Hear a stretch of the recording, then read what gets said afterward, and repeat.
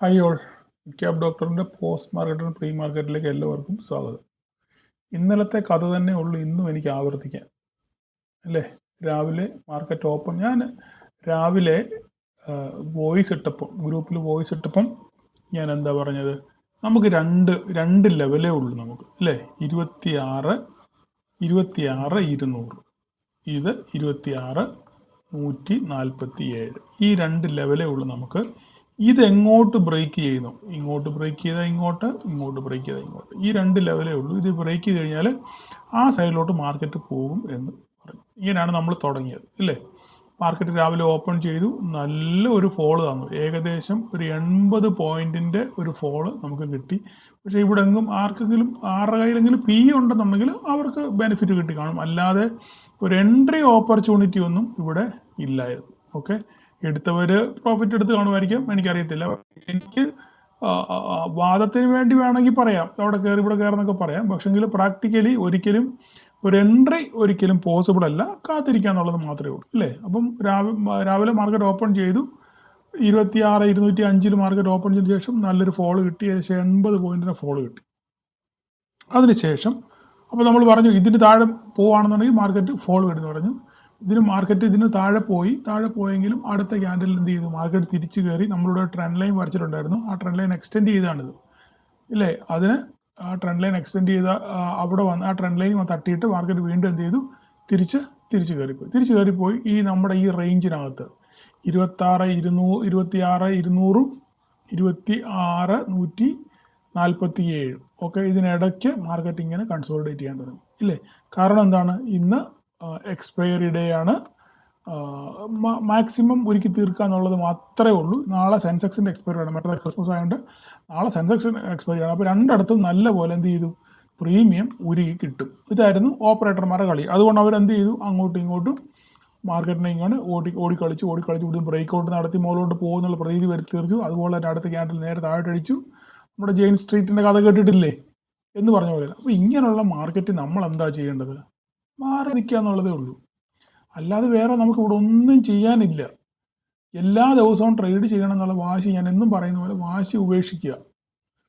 Professional traders എന്ത് ചെയ്യണമെന്ന് അറിയാം. പ്രൊഫഷണൽ ട്രേഡ് ഒരു മാസത്തിൽ 5 or 6 ട്രേഡ് മാത്രമേ എടുക്കാറുള്ളൂ, ഒരു മാസത്തിൽ. കാരണം അവർ ആ ഓപ്പർച്യൂണിറ്റി, ആ സെറ്റപ്പിന് വേണ്ടി വെയിറ്റ് ചെയ്യും. ആ സെറ്റപ്പ് അവർക്ക് ശരിയായി കഴിഞ്ഞാൽ അവിടെ അവർ നല്ല രീതിയിൽ ട്രേഡ് എടുക്കും. അത് ഒരാഴ്ച 2 ആഴ്ച കിട്ടുന്ന പ്രോഫിറ്റ് ഒരു ഒറ്റ ദിവസം കൊണ്ട് എടുക്കും. അപ്പോൾ ആ ഒരു എൻട്രി സെറ്റപ്പിന് വേണ്ടി നമ്മൾ കാത്തിരിക്കുക. നമുക്ക് നമ്മുടേതായിട്ടുള്ള ലെവലുകളും കാര്യങ്ങളൊക്കെ ഉണ്ട്, അല്ലേ? അപ്പം അതനുസരിച്ച് നമ്മൾ ട്രേഡ് ചെയ്യാൻ ശ്രമിക്കുക. അല്ലാതെ എന്നും ട്രേഡ് ചെയ്യുന്ന സ്വഭാവം. ഇന്നും 2-3 പേര് മെസ്സേജ് അയച്ചു, സാറേ ഇന്ന് ട്രേഡ് എടുത്ത്. ഞാൻ ചോദിച്ചു, നിങ്ങൾക്ക് എവിടെ ട്രേഡ്, ഇന്ന് എവിടെയാണ് ഒരു ട്രേഡ്? നിങ്ങൾ ഈ ഒരു ഇതിനകത്തിൽ നമുക്ക് എവിടെ, നമ്മുടെ പ്രൈസ് ആക്ഷൻ എവിടെയാണ് ഒരു ട്രേഡ്? ഒന്ന് കാണിക്കാൻ പറ്റും, എവിടെയെങ്കിലും ഒരു ട്രേഡ് ഉണ്ടോ? ഇവിടെ ഒരു റിജക്ഷൻ ക്യാൻഡിൽ വന്നു, പക്ഷേങ്കിൽ അവിടെ വരെ പോയതിന് മുന്നേ റിജക്ഷൻ വന്നു. ഇവിടെ എങ്ങനെ നമ്മൾ എടുക്കും? ഒരു കൺഫർമേഷൻ നമുക്കില്ല. അഥവാ ഇതിന് എടുത്തു കഴിഞ്ഞാലും ഇതിന് നോക്കി അടുത്ത ക്യാൻഡിൽ കൺഫർമേഷൻ നോക്കുകയാണെന്നുണ്ടെങ്കിൽ വലിയൊരു ക്യാൻഡിൽ. ഇനിയല്ല ഇതിൽ ആരെങ്കിലും ഞാണിമക്കളി കളിക്കാൻ പോയി കഴിഞ്ഞാൽ എന്തെങ്കിലും കിട്ടി, പക്ഷേ അവർക്ക് ഇറങ്ങി പോകാൻ പറ്റിയോന്ന് എനിക്കറിയത്തില്ല. വീണ്ടും അതുപോലെ തന്നെ ആ ഏരിയ വന്നു, വീണ്ടും തിരിച്ചു വന്നു, വീണ്ടും പോയി, വീണ്ടും തിരിച്ചു വന്നു, വീണ്ടും പോയി, വീണ്ടും തിരിച്ചു വന്നു. പിന്നെ ഇവിടുന്ന് ബ്രേക്കൗട്ട് നടത്തിയപ്പോൾ ആരും ചാടി ഇവിടെ കയറി കാണും. പോയ പോലെ തന്നെ നേരെ സാധനം തിരിച്ച് താഴെ വന്നു. നോക്കിക്കേ, കറക്റ്റ് നമ്മളുടെ ട്രെൻഡ് ലൈൻ എന്ത് ചെയ്തു, ട്രെൻഡ് ലൈന് റെസ്പെക്ട് ചെയ്തു, അല്ലേ? ട്രെൻഡ് ലൈൻ റെസ്പെക്ട് ചെയ്ത് അവിടെ വന്ന് മാർക്കറ്റ് ക്ലോസ് ചെയ്തു. ഇതിനകത്ത് നമുക്ക് ഒരു ട്രേഡ് പോലും ഇല്ല ചെയ്യാൻ. ഞാൻ പറഞ്ഞു, ഈ 147 ബ്രേക്ക് ചെയ്യാതെ നമുക്ക് യാതൊരു രക്ഷയില്ല എന്നുള്ള കാര്യം. ഇതിൽ കൂടുതൽ ഞാൻ എങ്ങനെയാണ് പറഞ്ഞു തരേണ്ടത്? ഗ്രൂപ്പ് അതുകൊണ്ടാണ് ഞാൻ മിണ്ടാതിരുന്നത്. കാരണം നമുക്ക് മിണ്ടണമെന്നുണ്ടെങ്കിൽ എന്തെങ്കിലും വേണ്ടേ, എന്തെങ്കിലും ഉണ്ടെങ്കിലല്ല നമുക്ക് സംസാരിക്കാൻ പറ്റത്തുള്ളൂ. ഇല്ലാതെ നമ്മൾ എന്ത് പറഞ്ഞിട്ടാണ് ചുമ്മാ വളവള സംസാരിച്ച് വല്ല കാര്യമുണ്ടോ? ഒരു കാര്യമില്ല. ഓക്കെ, അപ്പോൾ ഇനി നമുക്ക് നാളത്തെ പറ്റി ചിന്തിക്കാം. നാളത്തെ പറ്റി ചിന്തിക്കുന്നതിന് മുന്നേ നമുക്ക് ജസ്റ്റ് ഡെയിലി ക്യാൻഡിലോട്ടൊന്ന് പോവാം.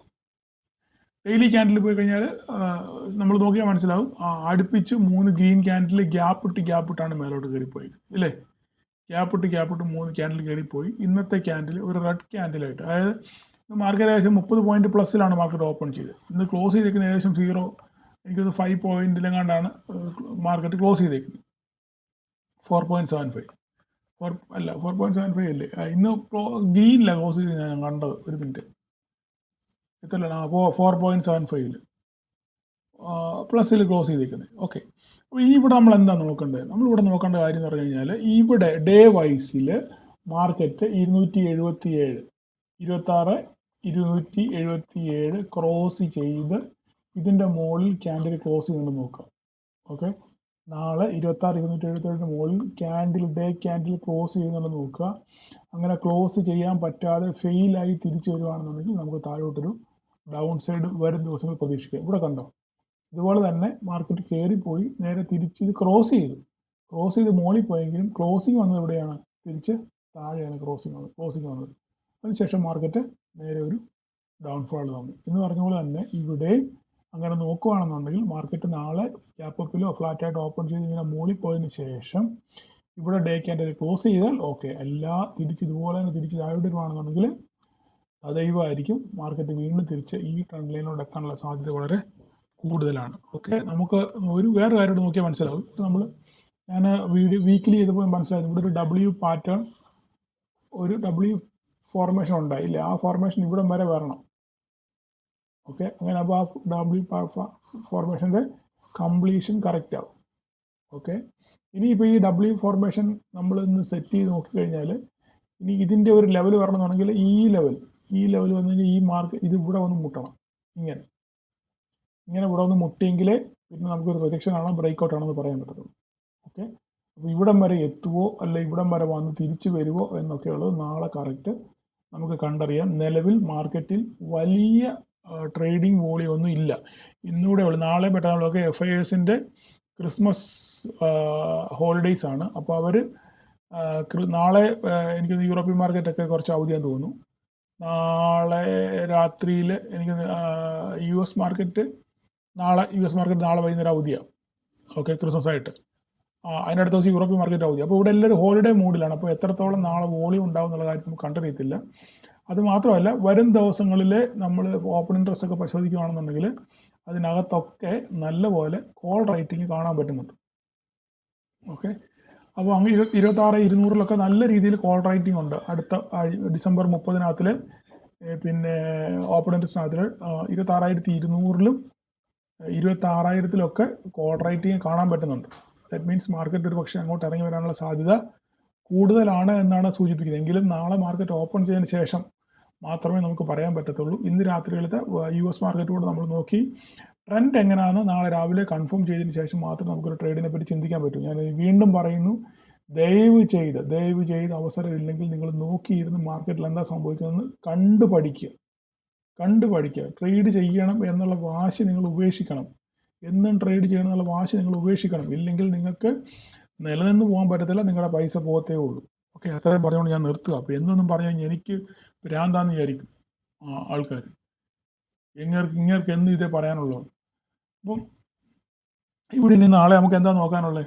നാളെ നോക്കാനുള്ളത് 26, ഈ പറഞ്ഞ പോലെ തന്നെ 26,200 ഈ 26,200 ബ്രേക്ക് ചെയ്ത് പോകുന്നുണ്ടോ നോക്കുക. ബ്രേക്ക് ചെയ്ത് ഇതിനെ മുകളിൽ സസ്റ്റെയിൻ ചെയ്താൽ 26,200 മുകളിൽ സസ്റ്റെയിൻ കഴിഞ്ഞാൽ നമുക്ക് അടുത്ത ടാർഗറ്റ് നമുക്ക് 26,200 എടുത്തിട്ട് നമ്മുടെ പഴയ ഓൾ ടൈം ഹൈ ഇതാണ്. ഓക്കെ, മാർക്കറ്റ് ഇങ്ങോട്ട് എത്താനുള്ള സാധ്യതയുണ്ട്. അപ്പോൾ ഇവിടെ ഇനി എന്ത് സംഭവിക്കുന്നു? നാളെ ഗ്യാപ്പപ്പിലോ ഫ്ലാറ്റായിട്ട് ഓപ്പൺ ചെയ്ത് ഈ ഏരിയയിൽ എത്തിയാൽ ഇവിടെ എന്താ സംഭവിക്കുന്നത് നോക്കുക. 26,200 എടുത്തിട്ട് നിലനിൽക്കുന്നുണ്ടോ നോക്കുക. ഇല്ല, ഇത് തിരിച്ച് പൊട്ടി താഴോട്ട് വരുമെന്ന് നോക്കുക. ഓക്കെ, ഇന്നലെ ഒരാൾ ഗ്രൂപ്പിൻ്റെ നമ്മുടെ വീഡിയോയുടെ താഴെ കമൻറ്റ് ചെയ്യുന്നു, സാറേ 278 അല്ല ഓൾ ടൈം ഹൈ, 310 320 ആ ഏരിയ. ഞാൻ പറഞ്ഞു, അപ്പോൾ ഞാൻ സ്ഥിരമായിട്ട് എൻ്റെ വീഡിയോ കാണാത്ത ആളായിരിക്കും, അതുകൊണ്ടായിരിക്കും അപ്പോൾ അദ്ദേഹം അങ്ങനെ കമൻറ്റ്. ഞാൻ പല പ്രാവശ്യം പറഞ്ഞിട്ടുണ്ട്, ഞാൻ അതിനെ കൺസിഡർ 310 320 അങ്ങനെ കണ്ടാണ് ഒരു പുതിയ ഓൾ ടൈം ഹൈ ഉണ്ടായത്. പക്ഷേ ഞാൻ അത് കൺസിഡർ ചെയ്യുന്നില്ല. ഞാൻ കൺസിഡർ ചെയ്യുന്നത് എപ്പോഴും ഈ 278നെയാണ്. 326 ഓൾ ടൈം ഹൈ, 326 ഇത് 326. ഓക്കെ, ഇതാണ് ഓൾ ടൈം ഹൈ നിലവിലുള്ളത് കണക്കും പ്രകാരം.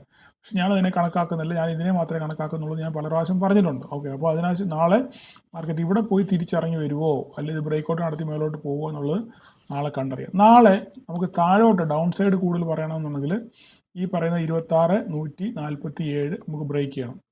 147 ഇത് ബ്രേക്ക് ചെയ്തെങ്കിൽ മാത്രമേ നമുക്ക് ഫർദറായിട്ട് ഡൗൺ സൈഡ് കാണാൻ പറ്റത്തുള്ളൂ. 15 മിനിറ്റ് നേരം ഇവിടെ മാർക്കറ്റ് സസ്റ്റെയിൻ ചെയ്യണം. ഈ 26,147 താഴെ 15 മിനിറ്റ് നേരം മാർക്കറ്റ് സസ്റ്റെയിൻ കഴിഞ്ഞാൽ മാർക്കറ്റ് ഫർദറായിട്ട് ഫോൾ കിട്ടും.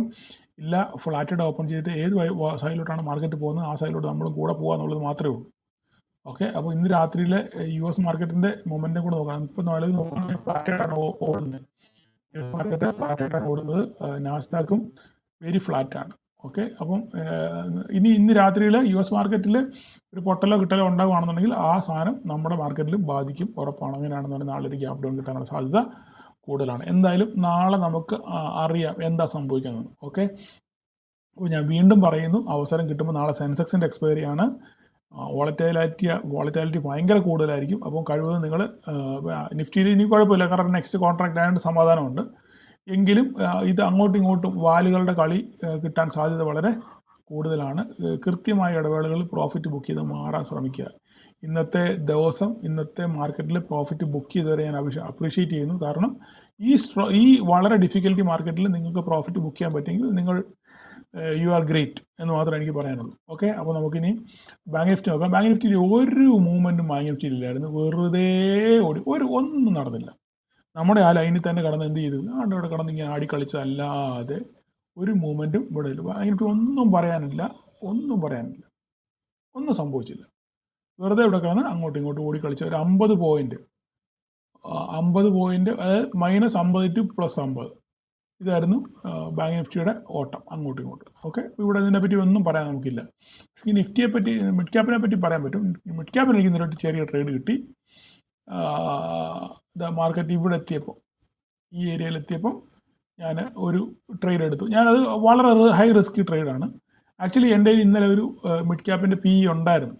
ഓക്കെ, ഞാനത് ഇവിടെ വന്നപ്പോൾ ആക്ച്വലി ഇത് ഇവിടെ ബുക്ക് ചെയ്തില്ല. അത് എൻ്റെ അഹങ്കാരം എന്ന് പറഞ്ഞാൽ മതി. ഓക്കെ, അപ്പോൾ ആശാനും പിഴയ്ക്കുമെന്നുള്ളത് മനസ്സിലായല്ലോ. അതിൻ്റെ കാരണം വെച്ചാൽ ഈ ഒരു സ്ട്രോങ് ബെയറിഷ് ക്യാൻഡിൽ കണ്ടുകൊണ്ട് ഞാൻ വിചാരിച്ചു മാർക്കറ്റ് നേരെ താഴോട്ട് ഇറങ്ങി വരും എന്ന് വിചാരിച്ചു. പക്ഷേ വന്ന വഴി തന്നെ മാർക്കറ്റ് പെട്ടെന്ന് തന്നെ തിരിച്ച് കയറിപ്പോയി. അപ്പം ഈ മിഡ് ക്യാപ്പിലൊക്കെ ട്രേഡ് ചെയ്യുമ്പോൾ കുഴപ്പമെന്ന് പറഞ്ഞു കഴിഞ്ഞാൽ വളരെ ഫാസ്റ്റ് ആയിരിക്കും.